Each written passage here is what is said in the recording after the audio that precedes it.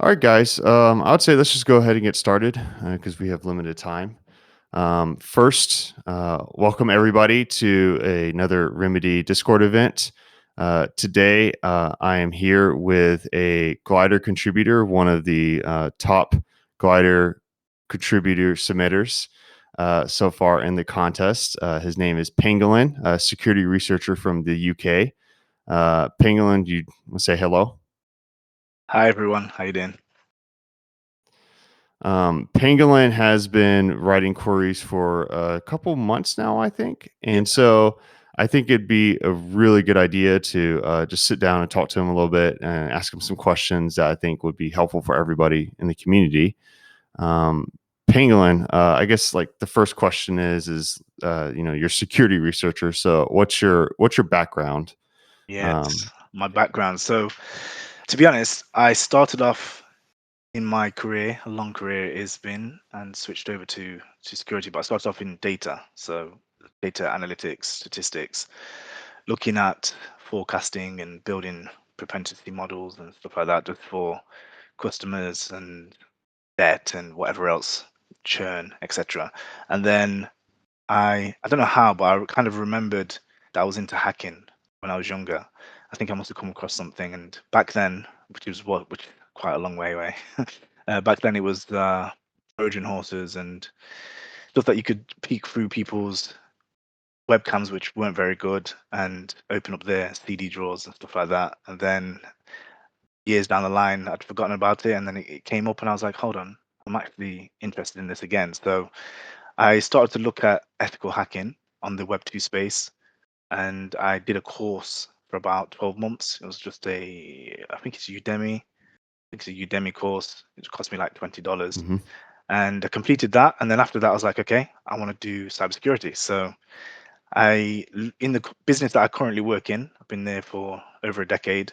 I've moved around teams, and then I was like, okay, do they have any cybersecurity roles? And I saw a role, and it was a vulnerability management role. Applied, and because I had done the 12 months ethical hacking, they used that as a kind of a launch pad for me to get into the role, as I'd not done cybersecurity at all. And then I've been there ever since. So 5 years in, doing cybersecurity, and then 6 years actually. And then I think it was 2021. I got into crypto a little bit. Some friends, mhm, I was looking at it, and I was like, I wonder if you can hack crypto. Because I just heard, immutable blockchains, can't touch anything. I was just like, let me try. So I had a look, and then the first platform I actually came across was Immunify, and I tried naively. I tried looking for tools to find vulnerabilities, as we do in the Web2 mhm, space. I'd use tools like religiously, mhm, and I'd ran. I think it was Sliver actually. I'd run Sliver, and then I messaged mhm, in the Discord saying, "Hey, I found loads of stuff," and they was like, "No, you haven't." And then that's where it was like, "Okay, it mhm. doesn't work the same way." And then from there, I started trying, and I'm here. 4 or 5 years down the line, 4 years, yeah, nearly 5 years down the line, and I've made a lot of progress, but probably not as much as I could have. But yeah, that was Hmm. that was the beginning. You know what's interesting is how there's so much tools in Web 2 and like, compared to Web 3, Yeah, it's so much smaller. yeah, There's just so few tools that you can use yeah, in this space. There's some that are widely popular, but definitely. still not compared to Web 2. No, not at all. What uh, s- so I think you answered this question a little bit. Like what really intrigued you? What did Glider what made you intrigued with Glider? Mm. Yeah, so it was actually a while back before the competition. It must have been when you first launched Glider, Mhm, and like I said, I'm very much a person about automation. I automate at work. I automate outside of work. mhm, It just gives me time back, and then I can focus on either developing or learning or doing something else. So when Glider came out, I was like, okay, this is in a Pythonic language, something that I'm familiar with, doing my hobbyist stuff, and maybe it will give me an edge. As I don't think many people, strangely enough, I don't think many people know or use Remedy that much. I don't know what it is. For me, when I first came across you guys, I was like, oh, no one ever talks about this. Then maybe there's going to be good bounties and stuff that I can find and get some wins because there's so many elites on the other ones, which did actually happen. I did actually get some wins quite early. And so the glider tool, I was like, okay, this is. I didn't really understand what it was, but I'm gonna try. I read some of the docs, I looked at some of the examples, and then I was like, yeah, this potentially is going to be something that I can put into my kind of suite of things that I use to do bug bounties more so than competitions. Competitions, I didn't really Hmm. think about it, Hmm. and at the time we didn't have the whole custom thing. Um, so yeah, that's really where I thought I will get an edge over other people that aren't using it, and maybe it'll become useful going forward for bug bounties. How did you learn glider? I think it's very interesting to me how everybody approaches this differently. Yeah. Um, You, so I'm curious, mm, what did you use to learn it? to be honest, when I first came across it, it was manual. So I opened up. You hadn't. I don't think there was many examples at the time. You got a lot more now. I think some of the basic ones were there, and I'm sure Hmm. they're still sitting in my profile as well. But I'd come across a couple. I'd read them again because it was similar to what it is, obviously Pythonic. So it made sense, but I just didn't know what they were doing. So I had to read the docs, come across a few of the functions that made sense and that were being used, and then to be honest, the first glider that I made, I think you did actually have a competition because I'm sure I submitted it, but it was awful. So the first glider I made, I writ by manually, and it was to find zero address, so zero address Okay, check. yeah, this sounds familiar. It was awful. Like I'd basically just done, and it's something that you hate as well as grepping. I'd basically just gone find all the different ways of not checking for a zero address check, and Uh-huh. and find that in there. And it didn't. I don't even think it came up with anything, or it may have come up with something. I can't really remember because it was a custom scope at the time. It was very limited. But I submitted that, and I wasn't proud of it, but it was the best I could do at the time. So yeah, it was very manual in the beginning. What do you think was the best resource that helped you the most at that time? Uh, it was the examples. I'm very much a visual person. I like to, if you're going to tell me something that works, I can understand, but if you can show me, then that makes it a lot better because then I can put it together. I can go, oh, that's what you meant. Oh, that's what that is. Oh, that's what that is. So yeah, having an example for me, a simple example as well, just touches on the main functions, and then Mhm. anything, you know, anything advanced, you can examples work, but it usually helps if you go, which I've found out more recently, go through the documentation looking for what you want. I think the best way that I learn, and and this is for any language as well that I've learned before, is I have a purpose to what I want. So an example's great, but then if I know I'm looking for this, then I've got a purpose to build it, and it makes it easier rather than just being Mhm. like, oh, let me just learn this language. It doesn't help. So yeah.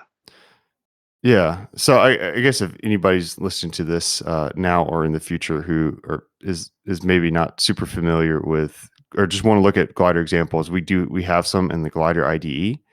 We also have, and this is I think something that fewer people know or realize is that in the glider, if you go to the glider query database page and you see all the queries that have been approved, you could click on any of them as long as they're public. And I think most of them are public, and be able to view that particular query as well. So if there's like a this is really this is a nice tidbit is like if you want to write a query for a vulnerability that's sort of has been already submitted, but it's a slightly different vulnerability, you may want to take a look at that query in the database and see how they wrote it. And that's I think a really good jump start.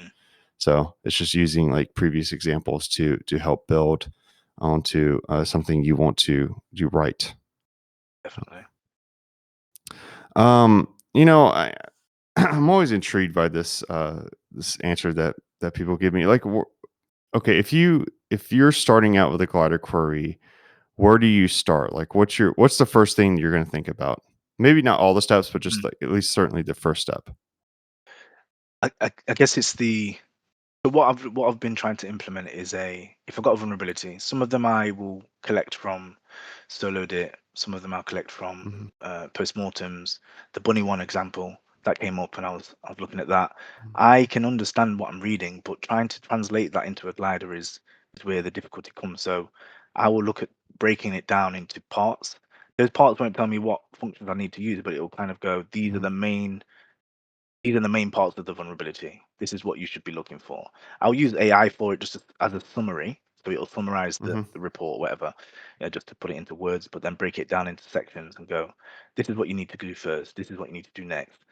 Not me, even though you don't need to do it in that order, but it's better to have a breakdown so you know, okay, these are the things I need to look for. And then I'll choose maybe, for example, if it's inheritance, I know that I want to look for all of the reports that are inheriting a certain contract, for example. So I'll start with that one because it's probably the biggest one, and it will reduce my number down, or it will give me a kind of a scope to look for. So then I'll run that one first as a function in the glider, and then from there I'll build on it. So I'll build up. So what's the next thing I need to look for? Then I'll build on mhm, that, and I've always got the baseline to go to then. 'Cause I know that this is definitely the report. Definitely the contracts I want to look for, and then it'll be functions, or it'll be strings, or whatever it is I'm looking for, and break it down further. Because as you taught me from feedback, if you comment out the each one and then open the comment one by one, it helps you kind of troubleshoot going through. Because in the beginning I was doing quite a few and I wasn't getting any results, and I was thinking, oh, there must be mhm. nothing. But in reality, there was probably something wrong with the function, which I found out later on, and results started coming through.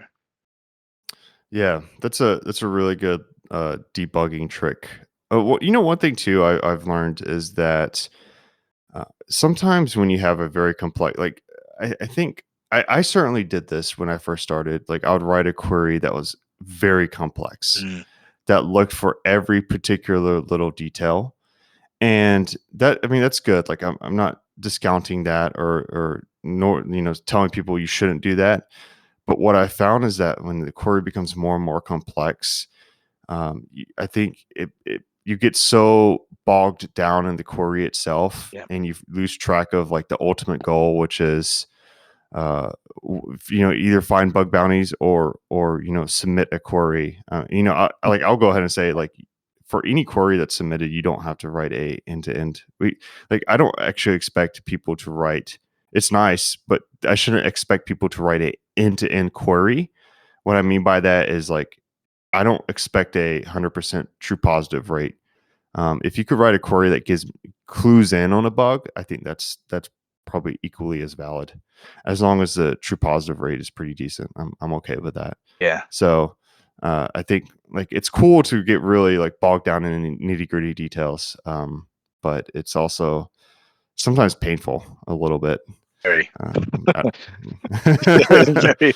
I've sat there for hours trying to get to the exact true positive, and I was like, surely I don't need to do this. And it's actually good to hear that, because I will I'll find well, in the beginning I was finding loads, and then you gave some feedback about you don't need to find. It's not about how many. It's not like you don't want to find. Obviously, if you find 1,000 of the thing of the bug, then there must be a problem. So I focused on having a smaller set, so I'm getting like 20 or 15 or whatsoever come back, and then from those, one or two are true positives, the rest are false positives. To close, very very close, but false. And I was like, I'm happy with that, because it's captured everything rather than trying to refine it until you've only got the one that is true positive. It's yeah, it becomes too tedious and time wasting.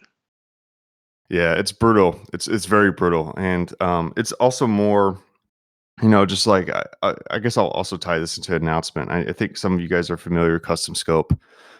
We've now increased it to I think 5 custom scopes now.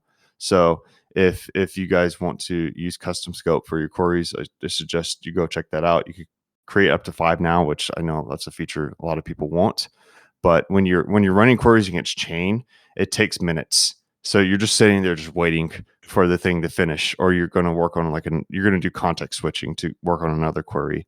And if you use custom scope, it actually I think it speeds up that query development too. That's like somewhat related to discussing improving query speed Mm. and getting things done.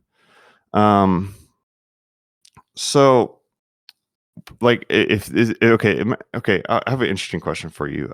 Imagine you're a coach and there's a contest, and if you're the person you're training is going, you and that person you're training is going to win $1 million, and you need to teach them glider, and they could only train for 4 weeks. What's the one thing you're going to have that person focus on? Writing glider queries, and that's like the contest. They got to be the number one glider query writer. If they win, you get $1 million.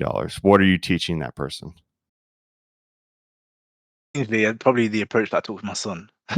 so, Okay. so my son found me on Glider and he was like, "What's this? What's this? What are you doing?" Because he's obviously interested in it. I've been teaching him other Hmm. things, and he was like, "I'm going to try." And he goes upstairs, gets the laptop, and he comes down and he's like, "Oh, how do I do this? How do I do this?" And he's just asking so many questions. I'm just like, "Look, let me do what I didn't do for you, and let's start from the beginning." So it Hmm. was literally just trying to run a very simple function or very simple glider that brings back information so you can understand what you're looking at. Because one of the things that he asked me was, as soon as it ran and it came up on the right, the results, he was like, "What is that?" I was like, "Don't you recognize it?" Because he's done, some blockchain development, and he was like, "No." I was like, "This is a contract, and this is a contract, and these are the functions, and this is Hmm. what you've just ran is brought back basically results of those contracts on the blockchain." And he was like, "Oh." But then from there, it was like, okay. So we had to look at some of the results, and then I went, okay, these are the functions. And then I think I chose something very simple and said, let's just do this filter on it. We'll limit the amount so you can reduce the amount because obviously there's thousands that will come back. And then let's have a look at what it brings back then. So then we do that. It filters out some of them, brings back some more, but then these ones are more refined to what not that we're looking for, but just refined so we can read it and actually understand what's going on. Then he would ask questions. What if I was looking for this? Then go, hey, let's do another filter. So definitely, obviously, running the functions or the instructions, depending on what you're looking for, how to run it. Just running it and seeing it work. Then limiting the scope, so knowing that you don't need to look for everything on the blockchain, which is millions. Just bring it down and increase it if you don't get any results a little bit, bit by bit, and then let's have a look at something specific. I want to look for a specific function or a variable or like a require statement, something that we're used to seeing all the time. Conditionals are Hmm. usually good. So go with a conditional. What way can you find some contracts that have conditions in them that are require statement, for example? And then go with that in the filters, or you don't even need a filter. I've actually got the API first. You've got them built in your library actually, but go with those, see what results you get, and then just mess around with those sort of things first. Once you've got that down, then I would build them up to looking well, getting used to reading the documents. It like I was saying to you the other day, it's not particularly easy to read them, but you can find what you want, especially in the cheat sheet which which you've produced. The cheat sheet really helps. So going to that and going with things that are popular from contracts and from reports. Let's not go too complicated because you'll just end up in a circle going round and round looking for stuff and not finding any results. It's very very simple steps. Build up the glider until you've got an end result that you're comfortable with and you understand what's happening, and then go from there. Yeah, I think that's a really good approach. And if anybody's unfamiliar with the glider cheat sheet, if you go to our documentation page, we have a glider, the basics course on the left hand side. You should click on it and you'll see a page that's just glider cheat sheet. And that contains a lot of different examples if anybody is just wanting shortcuts to improving their query. Probably the most popular one is the message sender validations. I Yep. think most queries have that, and I've tried to put a lot of work into that just to make it sure that it's good enough that almost any query can use it, and it's just simple, just copy and paste, and you have message sender validation in your query if you use that very quickly. Yeah, that one and the without properties, the is constructor, is view, is pure, looking for or excluding Yeah. and external and public, those ones as well. I think I use them every time. Yeah, yeah, they're great. Another, I think this is a fun challenge for people to try is to look at past vulnerabilities. And just like not even like you're not writing a query to if you're like first starting out, if you're not even writing a query to find the bug, just write a query to find the vulnerable function that Mm, was reported in the exploit. I've done that quite a few times. It's pretty fun, and it's exciting because it's like, okay, so there is this vulnerable contract on chain. mm, So if I could be proactive enough and write these bugs before the exploited, I could catch it. yeah, That's a pretty exciting feeling. I think for new beginners, that's a pretty fun experience to find like the balancer contract yeah. that's been exploited for hundreds of millions of dollars. That's a That I that's think a that's really nice one. yeah. That really excites me. To be fair, when your glider works and you look at it and you go, hold on, this is on chain, and I've not looked. Well, I've looked for criticals, but I've not really found any. But I've mainly found, I would say, lows, mediums, and you're looking at it and you're like, this is real. Is this real? And then Yeah. you question yourself, and then you do it. No, no, it's real. It's real. And then you check it. And I mean, there was one that I found recently, and the when I looked for the protocol, when I looked for the project online, they actually have a competition, and I was like, oh, there's a competition starting in like 10 days or 15 days. So I'm like, I'm gonna wait out until that competition comes out to see if this contract is included. Unfortunately, it's not, but it was just wicked to see that this is actually something that's out there being used by people, and I found it. I found a vulnerability in it. So yeah, it's exciting. Yeah, it's a good feeling. It's a really good feeling. I've experienced it once or twice where it's like a very legitimate bug and it's exciting. So I think I have like just thinking about time. I probably have maybe one more question for you. And you mentioned this slightly how you used AI. Mm, I know a lot of people are using, a lot of contributors are using AI. mm. How do you use AI to help you write your queries? Sure. So, how not to, first, I want to say is don't do what I did in the beginning, which I wrote around 40 or 50 what I thought were gliders, and Mm, I can honestly say they weren't gliders. But what I did is I go, oh, here's the documents, and then I go, here's the report, write a glider for me. And the AI will go, and I've used different ones, and they'll go off and do their own thing. But because it's Pythonic, it thinks it's writing Python. So then it does loads of Python functions and uses libraries from Python, tries to use re for regex and all this stuff, and it just becomes a mess. So after a while, and after really just sitting down and looking at the docs, I was like, I need to the approach. So for me, if I got a report which is not written by me, then I'll get AI to do a breakdown first. So it'll break it down into sections and just kind of summarize what it's about, the key elements of this report or the book even.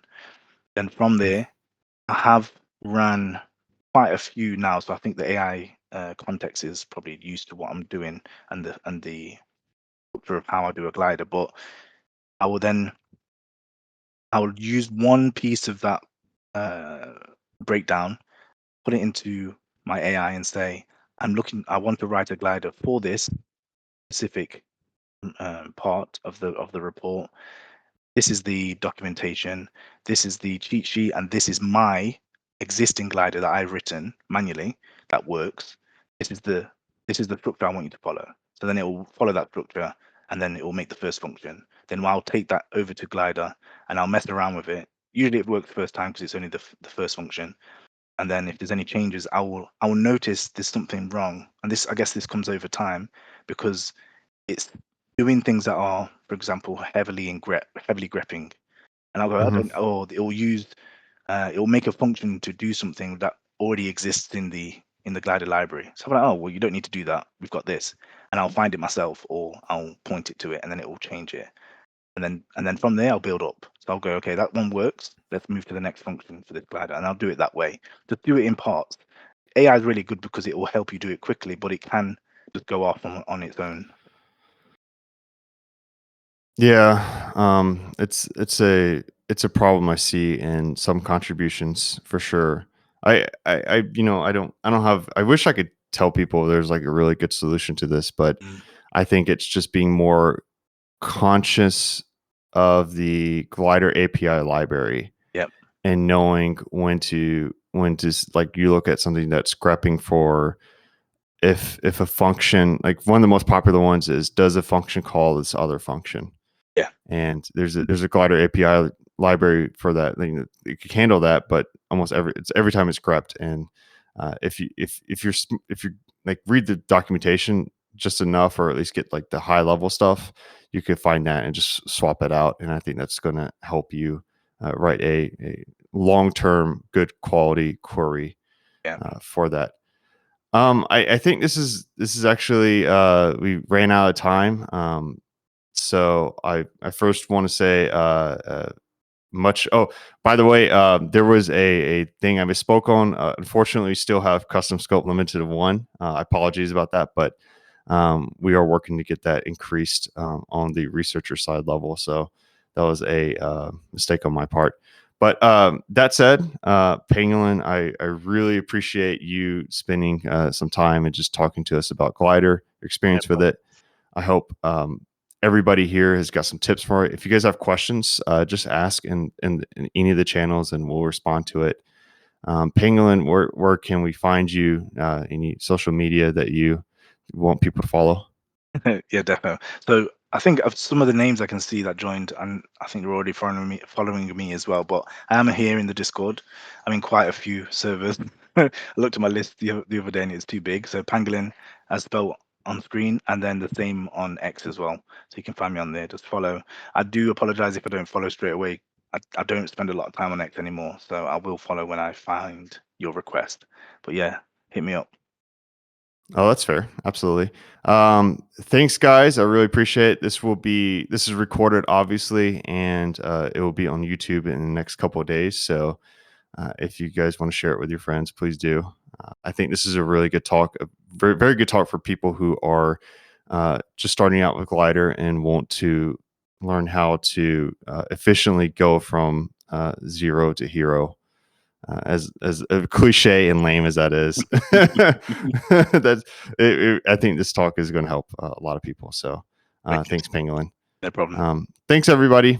We'll be having another Discord event next week, so stay tuned for that. Take care, guys. Okay. Thanks. Bye.